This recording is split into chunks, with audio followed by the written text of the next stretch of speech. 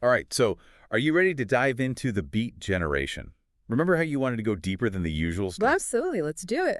We're talking beyond the textbooks, unearthing the juicy bits, the unexpected connections, and why this group still resonates today. We got some great sources lined up, too. Yeah. You know, it's funny when you think about it, the Beat Generation, they weren't baby boomers, right? Right? It was actually the generation before the silent generation. Interesting. Makes you wonder about who gets to define a generation anyway. Who gets to slap a label on it, right? And speaking of labels, we can't talk about the Beats without heading straight to their old stomping grounds, Columbia University back in the 1940s. Oh, absolutely. Picture these future literary giants, Kerouac, Ginsberg, Burroughs, soaking up knowledge from the very academics they were about to completely challenge. It's like that saying, you can't choose your family, except this time it's, you can't choose the professors who accidentally inspire your rebellion. But seriously, though, imagine post-World War II America. Yeah. Everyone's chasing stability. You know, the white picket fence American dream. But underneath all that, there's this simmering discontent. It's like something is missing. And that's where our restless trio comes in, Kerouac, Ginsberg, and Burroughs.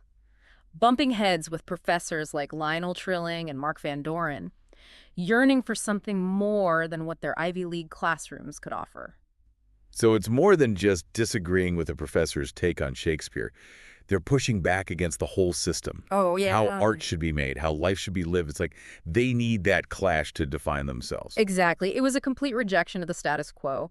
And where did they find their inspiration? Jazz, Eastern philosophies, even their experiences with drugs. It was all about pushing boundaries, exploring consciousness itself. Hold on, exploring consciousness with drugs, that's a whole other conversation. Right. But speaking of intense experiences, we can't ignore the Lucian Carr incident. This movement wasn't all poetry readings and late-night talks. It had a dark side, too. It did. Lucian Carr, he was one of their close friends, and he killed David Cameron. Carr claimed self-defense, but that event, it really shook their entire circle. Even Burroughs and Kerouac were questioned by the police. And get this, Kerouac later fictionalized the whole thing. He wove it into his writing, first in The Town and the City, and then again in Vanity of Duleux. He even collaborated with Burroughs on a novel about it. It's like life and art completely blurred together. The weight of that experience, that shared secret, it's woven into everything they wrote. The tragedy, it shaped their worldview, their art. It's hard to imagine the Beat movement without the shadow of that event hanging over it. Absolutely. So we've got this group of friends bonded by these shared experiences, this sense of being onto something new, something important, something that challenged the core of post-war America. They're questioning everything, pushing boundaries with their art, with their lives. But they need a place to nurture this creative firestorm, a place to connect with kindred spirits. So where do they go? Greenwich Village, of course. Yeah. It was a haven for artists, writers, anyone who felt like they didn't fit in with mainstream America. Imagine this.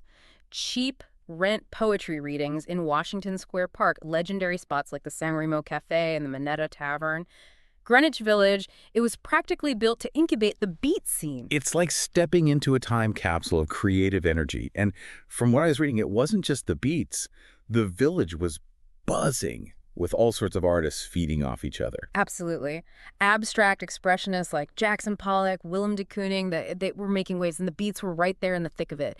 Picture them at the Cedar Tavern arguing about art and literature until dawn. The energy must have been electric. That collision of creativity, music, art, literature, it wasn't just observation. They were in the trenches, collaborating, debating, pushing each other further. Yeah. Talk about synergy. But even in this bohemian paradise, there was a restlessness, a yearning for something more. They craved wide open spaces, a different kind of freedom. And that yearning, it led them west. The West Coast was calling. But why San Francisco?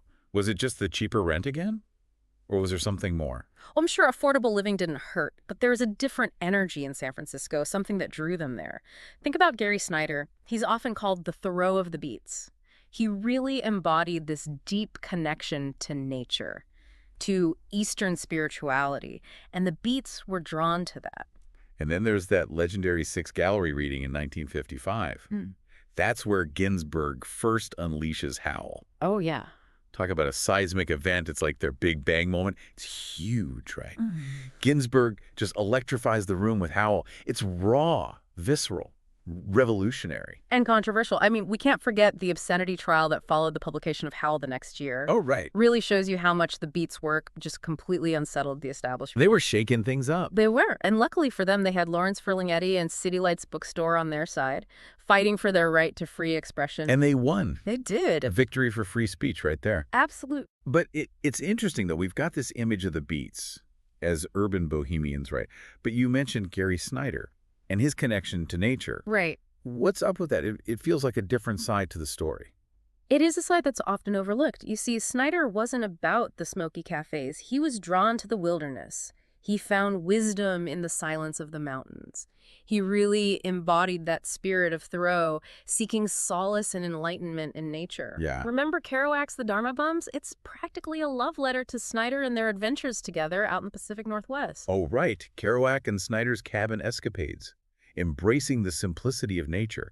It's like they found a different kind of freedom out in those vast landscapes. Exactly. That's what it was all about, breaking free from all those societal constraints, tapping into something bigger than themselves. Right. And there's this misconception that the Beats were all about being urban hipsters, but their connection to nature was deeply woven into their philosophy. It's like they had all these different facets, these seemingly opposite poles, but it all somehow fit together. Exactly, it did. And we can't forget that the Beat Generation wasn't just Kerouac, Ginsberg, and Burroughs. It was a diverse group with so many different voices. You're right. We've been so focused on the big three. It's like it's time for a Beat Generation roll call.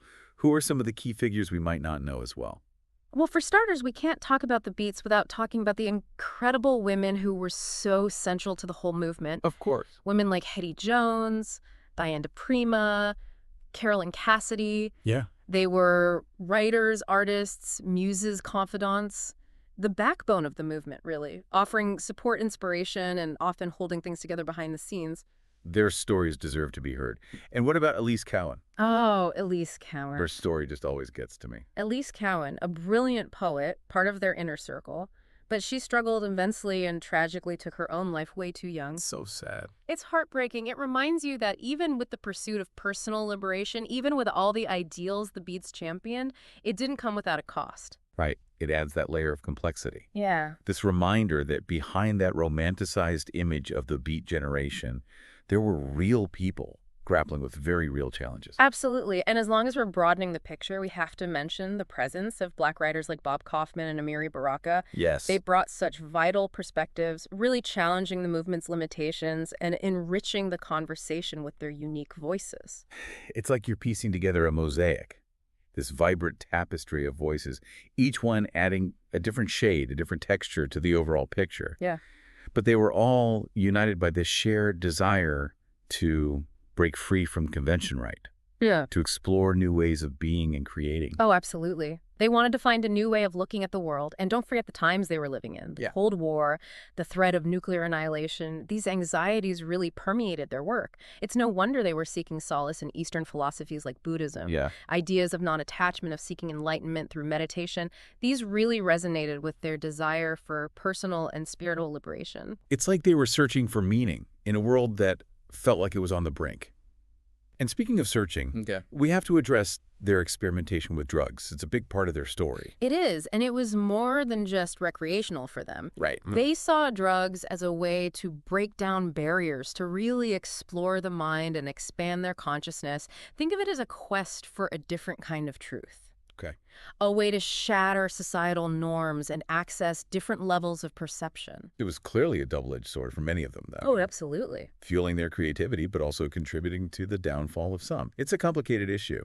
But with the jazz, the Eastern mysticism, the drug experimentation, all these elements fed into this uniquely Beat aesthetic. They did. How did that translate into such a lasting impact? How did this group, often dismissed as rebels and outcasts, end up influencing everything from literature and music to the entire counterculture movement of the 1960s? It's amazing, isn't it, this ripple effect? Started with a few artists, writers, hanging out in cafes, and it ended up influencing generations. Yeah, it's like they planted a seed, this raw, unapologetic way of looking at the world, and it just blossomed. It did. And you can see it in later writers. Oh, yeah. Ken Kesey, Yeah. Tom Robbins, Thomas Pynchon. Right. they all carry that beat DNA, I think, that willingness to experiment, to break the rules of storytelling, to get to the heart of the human experience, you know? We can't forget William S. Burroughs. Oh, absolutely not. Talk about a literary revolutionary. Yeah. His cut-up technique, where he'd literally cut up text and rearrange it Wild, right. to create something completely new. It's like the birth of postmodernism right there. Exactly. Burroughs was a master at dismantling language, you know, reconstructing it in a way that just challenged how we think about stories, about meaning. Totally. And this wasn't just happening in literature either. The beat's impact on music. Massive. Oh, huge. It's impossible to imagine rock and roll without them. I know, right? You can hear those echoes. The Beatles, Bob Dylan, Patti Smith, even more recent artists, Lana Del Rey. That raw energy, that search for authenticity, questioning everything. It's all there. It's incredible, isn't it, how their influence just keeps going. They weren't just a moment in time. Yeah. They started a conversation that's still going on. Still going, yeah, absolutely. Yeah. But we can't just gloss over the critics. Right. The Beats definitely had their share. It wasn't all love and peace. Oh, absolutely not. There were controversial figures, for sure. Let me see. Norman Podhoretz. He was a big-time literary critic back then. He wrote this scathing review of the Beats, called them, and I'm quoting here, the know-nothing bohemians. Know-nothing bohemians? Ouch. Yeah, he really went there. He accused them of being anti-intellectual, of glorifying violence, drug use, you name it. Right, right. It was a brutal takedown, and it sparked this whole debate I bet. about the role of art, literature, and society. Oh. And of course, the Beats fired back. They did. Oh, yeah. They accused critics like Podhoretz of being out of touch, of clinging to this outdated idea of what art should be, you know? Which is a debate that's still going on. Right. Who gets to decide? Exactly. What's considered good art or important literature? It's a question that's still so relevant. It is. And even within the Beat generation itself, there was criticism, internal conflict. Oh, interesting. You know, that pursuit of personal liberation. Yeah. That lifestyle, it took a toll on some. It's a lot, right? It is. And for all their talk about freedom, pushing boundaries, their world, it could be pretty harsh, especially for women. Yeah. Yeah, that's something important to acknowledge. So where do we land with the legacy of the Beat generation? It's complex, it's multifaceted, it's a lot. What's the takeaway, would you say, for someone just discovering them now? It's a journey, you know, exploring the Beats and their impact. I think at their core, they remind us that art and life, they're inseparable. They weren't afraid to be vulnerable, to explore the full range of human experience, the joy, the pain, the longing for something more. Right. And they taught us that it's okay to question everything, to challenge the status quo, to find your own path. Blaze your own trail. I love that. They gave us permission to be our authentic selves, even if it makes some people uncomfortable. That's a powerful legacy. Yeah. And for anyone listening who wants to dig deeper, I always say start at the source. Oh, absolutely. City Lights Bookstore.